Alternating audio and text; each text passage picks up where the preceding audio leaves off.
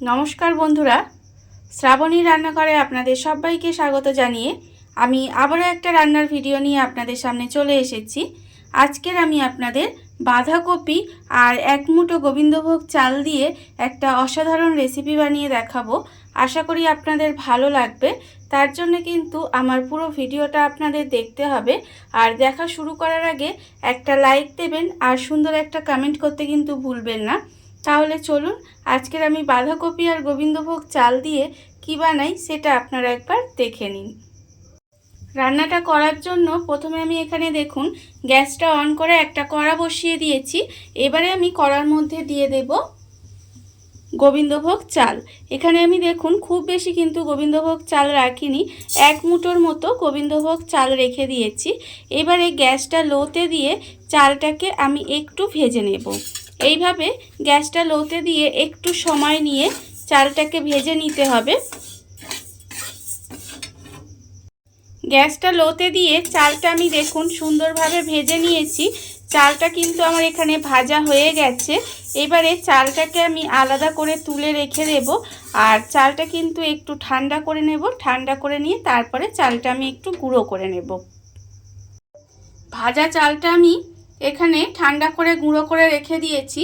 আর অন্যদিকে কিন্তু আবারও গ্যাসটা অন করে একটা কড়া বসিয়ে দিয়েছি।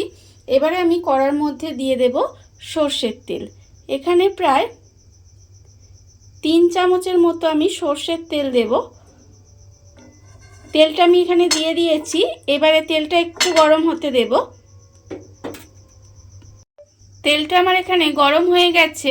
এবারে আমি তেলের মধ্যে দিয়ে দেব একটা তেজপাতা, আর আমি দেব এখানে অল্প সামান্য একটু গোটা জিরে ফোড়নে দিলাম। দিয়ে ফোড়নটা আমি একটু ভাজা ভাজা করে নেব। এবারে যখন দেখবেন ফোড়নটা ভাজা ভাজা হয়ে গেছে তখন আমি এর মধ্যে দিয়ে দেব পেঁয়াজ কুচি। এখানে আমার দুটো মাঝারি সাইজের পেঁয়াজ একটু কুচি করে রেখেছি, সেই পেঁয়াজটা কিন্তু তেলের মধ্যে দিয়ে দিলাম। পেঁয়াজটা তেলের মধ্যে দিয়ে পেঁয়াজটা একটু ভেজে নেব। পেঁয়াজটা তেলের মধ্যে দিয়ে আমি হালকা করে ভেজে নিয়েছি। যখন দেখবেন এরকম হালকা করে পেঁয়াজটা একটু ভাজা হয়ে গেছে তখন আমি এর মধ্যে দিয়ে দেব আলু। এখানে আমি দুটো মাঝারি সাইজের আলু একদম ছোট ছোট করে এইভাবে কেটে রেখে দিয়েছি। সেই আলুটা কিন্তু আমি এর মধ্যে দিয়ে দিলাম। আলুটা এর মধ্যে দিয়ে এবার এই আলুটা আর পেঁয়াজটা একসঙ্গে ভালোভাবে একটু লাল করে ভেজে নেব, যাতে পেঁয়াজটাও খুব ভালোভাবে ভাজা হয়ে যায় আর আলুটাও বেশ ভালোভাবে ভাজা হয়ে যায়। তাই একটু সময় নিয়ে এই আলুটা আর পেঁয়াজটা একটু ভেজে নিতে হবে। গ্যাসটা লোতে দিয়ে আলুটা পেঁয়াজটা আমি এখানে খুব ভালোভাবে ভেজে নিয়েছি। দেখুন এখানে কিন্তু পেঁয়াজটাও খুব ভালোভাবে ভাজা হয়ে গেছে আর আলুটাও কিন্তু সুন্দরভাবে ভাজা হয়ে গেছে। এবার আমি এর মধ্যে দিয়ে দেব বাঁধাকপি। এখানে আমি বাঁধাকপিগুলো খুব ভালোভাবে সরু সরু করে কেটে রেখে দিয়েছি আর ধুয়ে কিন্তু পরিষ্কার করেও রেখেছি। এবার বাঁধাকপিগুলো আমি এর মধ্যে দিয়ে দেব। বাঁধাকপিটা আমি কড়ার মধ্যে দিয়ে দিয়েছি। এবারে আমি একটু হালকা করে এইভাবে একটু নেড়ে দেব। নেড়ে দিয়ে তারপরে কিন্তু ঢাকা দিয়ে একটু এইভাবে রান্না হতে দেব। তার ফলে দেখবেন বাঁধাকপিটা কিন্তু অনেকটাই কমে যাবে। তাই এইভাবে আলতো কালে একটু নেড়ে দিয়ে মানে ওপর নিচ করে নিয়ে তারপরে বাঁধাকপিটা একটু ঢাকা দিয়ে রান্না হতে দেব।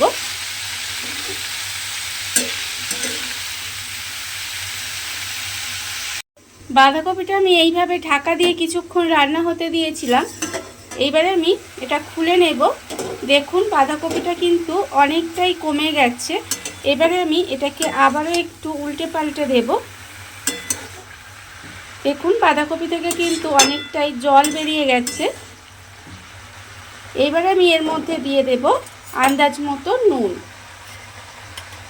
নুনটা আমি প্রথমে দিইনি, কারণ নুনের আন্দাজটা তখন বোঝা যেত না, সেই জন্য আমি নুনটা দিইনি। এবারে বাঁধাকপিটা কমে যেতে আমি নুনটা দিয়ে দিলাম। আন্দাজ মতো আমি এখানে নুন দিয়ে দিলাম। নুন দেওয়ার ফলে দেখবেন বাঁধাকপিটা কিন্তু আরও কমে যাবে। এবার নুনটা দিয়ে খুব ভালোভাবে মিশিয়ে দেব। আর এই সময় আমি দিয়ে দেব এর মধ্যে টমেটো কুচি। এখানে আমি একটা মাঝারি সাইজের টমেটো একদম ছোট ছোট করে কুচি করে রেখেছি, সেই টমেটোটা আমি এর মধ্যে দিয়ে দিলাম। টমেটোটা দিয়ে আবারও কিন্তু আমি এইভাবে একটু রান্না হতে দেব। টমেটোটা দিয়ে আমি কিন্তু আবারও একটু রান্না হতে দিয়েছিলাম। দেখুন টমেটোটা কিন্তু অনেকটাই নরম হয়ে গেছে, যেহেতু নুন দেওয়া আছে ওই জন্য টমেটোটা কিন্তু নরমও হয়ে গেছে। এবারে আমি এর মধ্যে দিয়ে দেব আদা বাটা। এখানে আমি 1 চামচ আদা বেটে রেখেছি, সেই আদা বাটাটা আমি এর মধ্যে দিয়ে দিলাম। এবার আমি এর মধ্যে দিয়ে দেব গুঁড়ো মশলা। এখানে আমি গুঁড়ো মশলার মধ্যে রেখেছি 1 চামচ হলুদ গুঁড়ো, 1 চামচ লঙ্কার গুঁড়ো, 1 চামচ জিরের গুঁড়ো, 1 চামচ ধনের গুঁড়ো আর 1/2 চামচ কাশ্মীরি লঙ্কার গুঁড়ো, আর রেখেছি 1 চামচ চিনি। এই গুঁড়ো মশলাগুলোও কিন্তু আমি এর মধ্যে দিয়ে দিলাম। দিয়ে এবারে খুব ভালোভাবে এই গুঁড়ো মশলাগুলো কিন্তু বাঁধাকপির সঙ্গে কষিয়ে নিতে হবে। একটু সময় নিয়ে বাঁধাকপির সঙ্গে মশলাটা আমি খুব ভালোভাবে কষিয়ে নেব। একটু সময় নিয়ে বাঁধাকপিটা কিন্তু আমি এখানে খুব ভালোভাবে কষিয়ে নিয়েছি। দেখুন বাঁধাকপিটা কিন্তু খুব ভালোভাবে কষানো হয়ে গেছে। এবারে আমি এর মধ্যে দিয়ে দেব ধনেপাতা কুচি। এখানে আমি বেশ কিছুটা ধনেপাতা রেখে দিয়েছি, সেই ধনেপাতা কুচিগুলো আমি এর মধ্যে দিয়ে দিলাম। ধনেপাতা কুচিটা দিয়ে আবারও কিন্তু খুব ভালোভাবে একটু মিশিয়ে নেব। ধনেপাতা কুচিটা দিয়ে কিন্তু খুব ভালোভাবে আমি মিশিয়ে নিয়েছি বাঁধাকপির সঙ্গে। আর দেখুন এখানে কিন্তু আলুটাও কিন্তু অনেকটাই সেদ্ধ হয়ে গেছে। আলুটা যেহেতু ভেজে নিয়েছিলাম, আর এইভাবে কষতে কষতে দেখুন আলুটাও কিন্তু অনেকটাই সেদ্ধ হয়ে গেছে। এবারে আমি এর মধ্যে খুব অল্প সামান্য জল দেব। খুব বেশি জল দেওয়ার দরকার নেই, অল্প একটু জল দিলাম। দিয়ে এবারে এটাকে গ্যাসটা লোতে দিয়ে আমি এইভাবে রান্না হতে দেব যতক্ষণ না পর্যন্ত বাঁধাকপিটা আর আলুটা যতটুকু বাকি আছে খুব ভালোভাবে সেদ্ধ হয়ে যায়। ততক্ষণ পর্যন্ত কিন্তু গ্যাসটা লোতে দিয়ে ঢাকা দিয়ে এইভাবে একটু রান্না হতে দেব। গ্যাসটা লোতে দিয়ে ঢাকা দিয়ে কিন্তু আবারও আমি একটু রান্না হতে দিয়েছিলাম। দেখুন এর ফলে কিন্তু আলুটা আমার খুব ভালোভাবে সেদ্ধ হয়ে গেছে, আর এখানে কিন্তু বাঁধাকপিও খুব সুন্দরভাবে সেদ্ধ হয়ে গেছে, দেখতেই পাচ্ছেন। ঠিক যখন সমস্ত কিছু খুব ভালোভাবে সেদ্ধ হয়ে যাবে তখন আমি এর মধ্যে দিয়ে দেব এখানে আমি যে গোবিন্দভোগ চালটা ভেজে গুঁড়ো করে রেখেছি, সেই চালটা মানে ভাজা চালের গুঁড়োটা আমি এর মধ্যে দিয়ে দেব। দিয়ে খুব ভালোভাবে মিশিয়ে দেব। মিশিয়ে আবারও কিন্তু এটা ঢাকা দিয়ে এইভাবে একটু রান্না হতে দেব। এই যে ভাজা চালের গুঁড়োটা দেয়া হলো না রান্নাটার মধ্যে, এতেই কিন্তু রান্নাটা সাধারণ রান্না থেকে অসাধারণ রান্না হয়ে যায়। কারণ এটা দেওয়ার ফলেই কিন্তু রান্নাটা আরও সুন্দর খেতে হয়ে যায়।